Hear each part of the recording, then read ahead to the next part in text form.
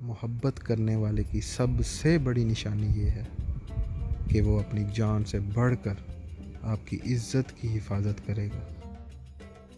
मोहब्बत में रोज़ाना बात करना ज़रूरी नहीं, खुद को किसी की मानद समझकर हर लम्हा वफ़ादार रहना ज़रूरी है।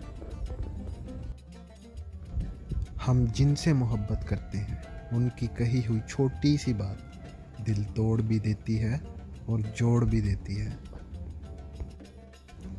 मेरे बस में नहीं इस दिल की तर्जुमानी, बस यूं समझ लो लफ्ज़ कम है और तुमसे मोहब्बत ज़्यादा। रूठ जाने के बाद गलती जिसकी भी हो, बात का आगाज़ वही करता है जिसको बेपनाह मोहब्बत हो। मोहब्बत करना इंसान के बस में नहीं होता, मगर निभाना इंसान के बस में होता है। कुछ मोहब्बतें इतनी शफाफ होती हैं कि उन्हें खुद से ही छुपाना पड़ता है कि कहीं अपनी ही नज़र न लग जाए। मोहब्बत की गिनती 2 से शुरू होती है और 2 पर ख़त्म होती है। अगर एक कम हो जाए तो पाँव के नीचे से ज़मीन निकल जाती है।